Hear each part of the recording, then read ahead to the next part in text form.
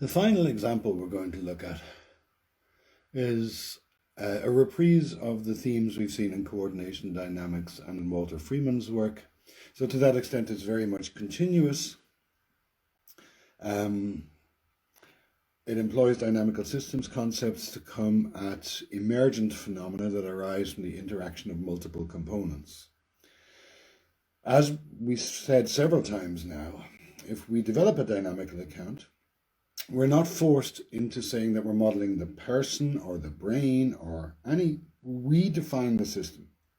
We as modelers choose what it is that we're interested in looking at. The work we're going to look at is done by a guy from Hungary called Tamás Vízsek, and it turns its attention to very many kinds of collective phenomena. So this is a collective phenomenon among two hands, extended to a collective phenomenon among two people by Schmidt, Carello, and Turvey, for example. Vízsek turns his inquiring gaze far more broadly to consider collective phenomena in nature. But the approach should be very, very similar. What we find here is that when we identify a collective phenomenon that needs to be addressed, understood, modeled, we first characterize the individual components as simply as possible in a manner that's relevant to the task. And then we address the notion of the coupling between these individual elements and the bounding constraints. So things like up to now, that's been things like the task instructions.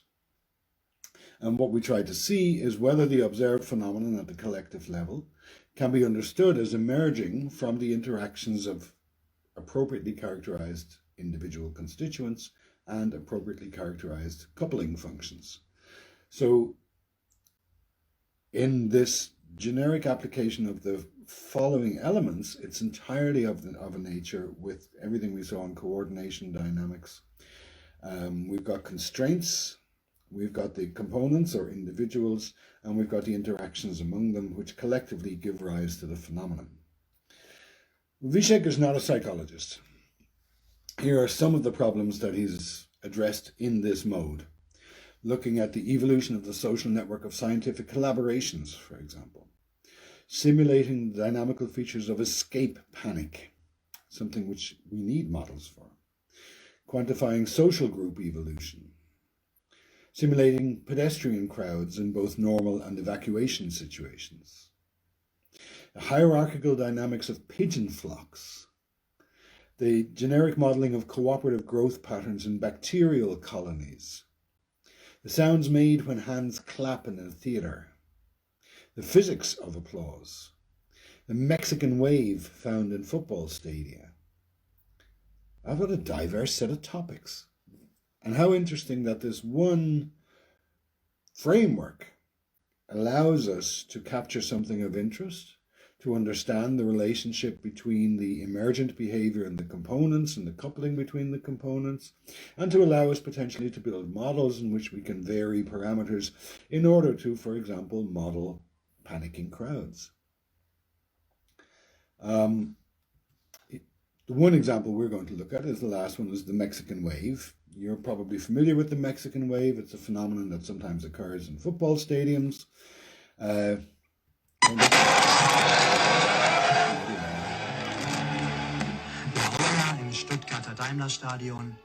going to assume you're familiar with the Mexican wave. It is perhaps not a terribly interesting phenomenon itself, but when we have a toolkit like this, it lends itself, by virtue of being empirical, observable, occurring regularly with specific characteristics, it lends itself to even practicing our skills at understanding group phenomena rather than adopting a purely individualist stance. So what might one seek to understand about a Mexican wave? Well, Mexican waves don't happen anywhere. They only happen when there's enough spectators in the stadium, and they're triggered by someone or some small group of individuals, and then they travel with a particular speed in a particular direction, and under some conditions they die out. So there's quite a lot of empirical aspects to a Mexican wave that one can look at. So the constraints involved here will be things like the size of the stadium, the shape of the stadium, the density of the crowd, a generalized measure of excitation, perhaps. I don't think you get Mexican waves if everyone's bored.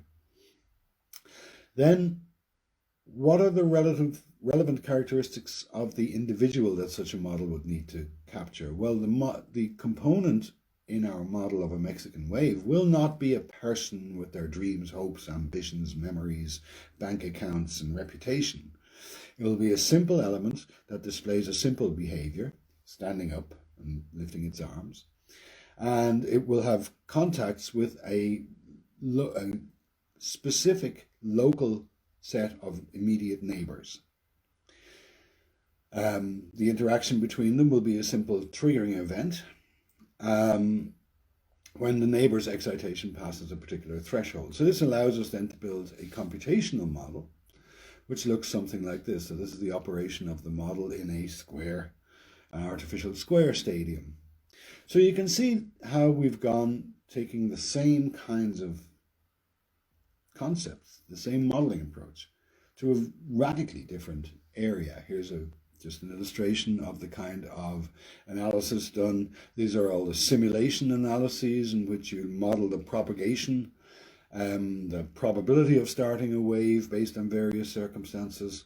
So on the right-hand side, you can see that the base of the plot is provided by two parameters, the size of the triggering group and the activation threshold. And the function is the probability of a wave arising. So you can see we need specific activation thresholds, specific group sizes, and so on in order for this to work. On the left-hand side, you're seeing the propagation of a single instance of a triggering event at various times, which are listed there in the figure somewhere. So from an intellectual point of view, we're approaching this using the same suite of tools that were used for modeling the gait of quadrupeds, of two hands, of brain areas, and here we are in a completely different world. The model that Wiecek used for this wasn't the Haken-Kelso-Bunz model. He took an existing model from physiologists, which was based on electrical propagation in chicken heart tissue. So if you take chick heart tissue, we've seen an illustration of this a few videos ago. If you lay it out on a petri dish, it still beats. And furthermore, you can stimulate it and you can witness the propagation of a particular kind of wave through the tissue. Now the individual here, whether it's a person in a stadium or a cell in a petri dish, will be modeled here as simply as a simple excitable unit that sums its inputs, passes a threshold, and then does something. So the individuals are very simple. We're not aiming to model people here. And then the success or otherwise of capturing the emergent phenomenon is going to depend on getting the role of interactions right. So we need to find the appropriate limits, the appropriate relationship between crowd size, density, spacing, activation level, thresholds in order to reproduce the phenomenon. So it's the same story again, but taken to a very, very different level. A lot of Wiecek's work has been in swarming behaviors, flocking behaviors, shoaling behaviors, where nobody is in charge. The individuals are all doing more or less the same thing, but the emergent behavior arises from on the basis of these specific kinds of interactions among individuals. We've reached the end of the course. We've seen connectionist models and dynamical systems, and we've seen there a wide variety of approaches to explanation and understanding.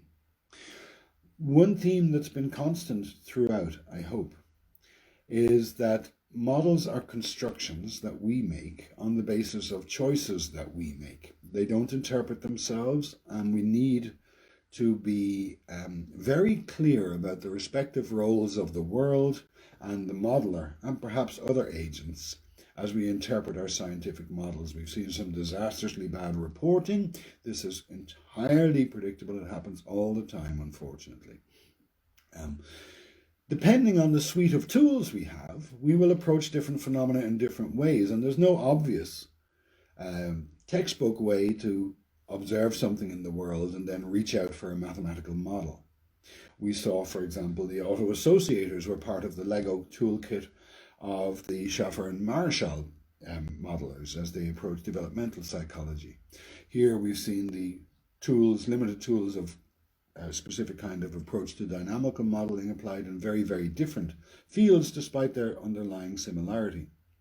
We've noted that connectionism is not a single field, it's a whole bunch of approaches, but you will understand far more about connectionism if you realize that they are all based on these simple computational units, which are elements in a model that we construct that do sums. There is no intelligence involved, artificial or otherwise. They are simply sums. When we adopt instead the toolkit of dynamical systems modeling, we have a very different suite of concepts. I hope I've done enough to bust some jargon so that you will recognize when these are in play when you're reading scientific work. It's suited to very different purposes very often, and the choice of one modeling framework or another is going to depend on an awful lot of things, including the metaphysical presuppositions, biases, and preferences of the researcher, as well as the facts on the ground, as it were. That's the end of the course. I hope you've enjoyed it, and I look forward to actually seeing you in class someday. Ta-da.